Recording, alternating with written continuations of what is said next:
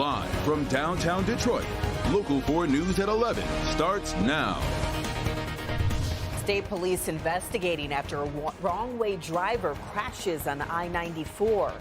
Thank you for joining us this evening. I'm Pamela Osborne. And I'm Will Jones. This happened in the eastbound lanes between the Southfield Freeway and Telegraph. Victor Williams joins us live. A member of our Local 4 family witnessed the crash. Victor? Yeah, that's right, Pam, and we'll talk about a scary situation for some of the drivers out on the interstate, including one of our own who saw her entire life flash before her eyes.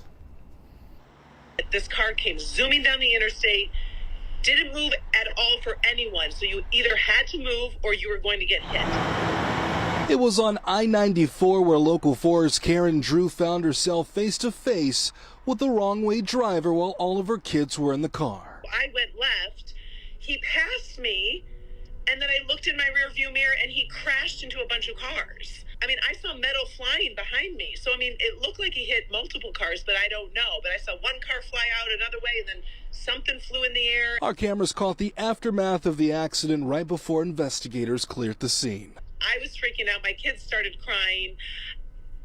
I don't know. I'm speechless because I literally feel like he was aiming right towards me, and I just couldn't believe what I was seeing. It was really scary. Right now, police aren't saying what led up to all of this. Either way, Karen's just happy to be alive. Right afterwards, we were in the car, and my girls and I just started praying because I thought, you know, there's a high likelihood that someone just died behind us, and I don't know if they did, and I hope to God they didn't. And there are so many answers that we are looking for in connection to all of this, so we are hoping to hear from state police at any moment now. Victor Williams, Local 4. Just wow, Victor. I'm glad Karen and her family, they're okay. Thank you. New at 11. New at 11, police are investigating a break-in at the home of a Detroit neurosurgeon who was killed last weekend. Investigators are saying within the past 24 hours, someone broke into the home of 53-year-old Dr. Devon Hoover. The home is located on West Boston Boulevard in the historic Boston Edison district. Hoover was found dead inside of his home by officers conducting a welfare check back on April 23rd.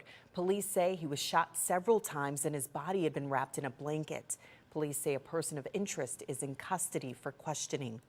Meanwhile, friends and family said their goodbyes today to the well-known neurosurgeon.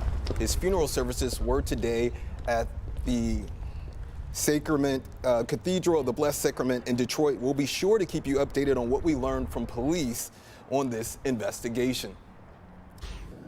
Let's turn to the weather now. The forewarned weather team tracking a wet start to the work week. And I can't even believe I'm going to say this, but Ron Hilliard is joining us now with a look at some rain and possibly a snow mix chance. Yes. That's headed our way. You know, Pamela and Will, the reason for it, all this cold air right here. You see it right there. It is pooling down into our area. We've had quite a bit of it. It's going to be cooler tomorrow. We'll see our highs right where our lows should be. Now, let's take a look at what we're seeing right now. Those lows, of course, those cooler temperatures pushing farther to the south. We're right in the middle of it with that jet stream right there, as Track 4D radar showing. Those scattered showers all across the area. You see it right there all across our region. Showers moving through the region. We will see the chance of some snow showers mixing in because of all that cool air that we have out there.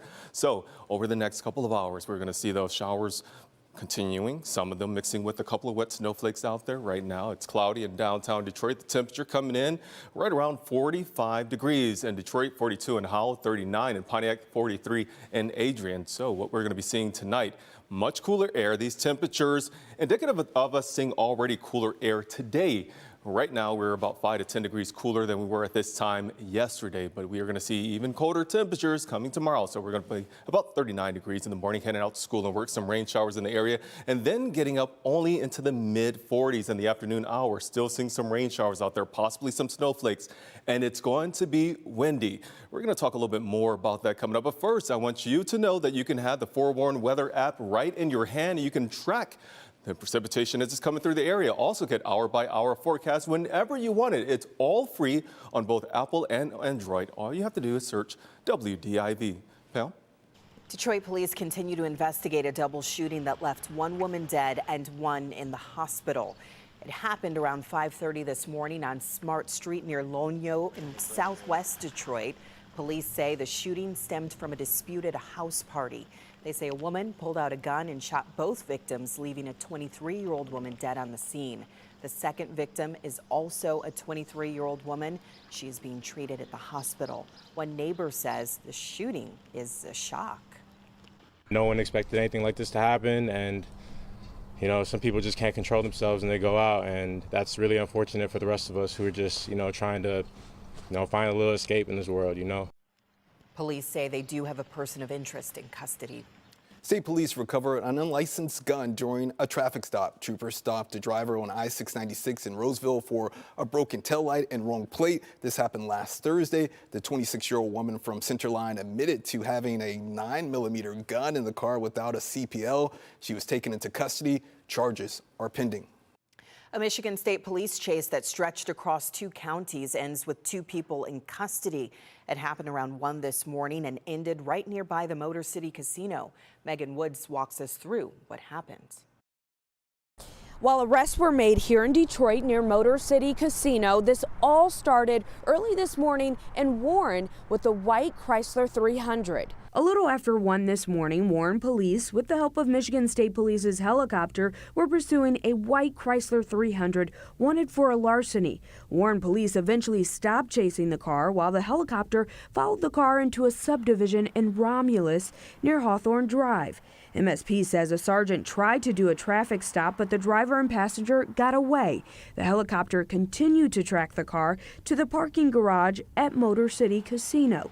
MSP says the car was abandoned there. Shortly after, 2 people were spotted walking along the street outside of the parking garage. One of them ran from troopers but was detained. Investigators used surveillance video from the parking garage to confirm the 2 were coming from that Chrysler 300. The driver, a 32-year-old from Livonia, and the passenger, a 24-year-old from Detroit, were arrested. In Detroit, Megan Woods, Local 4. You may need to add some extra time to your commute due to the Revive 275 project. Beginning tomorrow morning at 7, northbound I-275 ramps to east and westbound I-94 will close through early July. Also starting tomorrow, the eastbound I-94 ramp to northbound I-275 will close through early July. Additional closures are expected starting May 8th. As always, head over to clickondetroit.com for a full list of closures and detours. It's never a bad day to find a loving home for a shelter animal. Today, K9 to 5 in Midtown Detroit helped find a home for 17 shelter dogs. The adoption event was meant to help dogs and clear out the Detroit animal care and control, which workers say quickly becomes full. They say the animals that end up at the shelter are amazing and loving dogs who deserve a forever home. If you are ready to adopt a dog, there's no better day than tomorrow for National Adopt a Shelter Pet Day. So much more to come here on Local 4 News at 11. Here's Rhonda Walker. The role of teaching in 2023.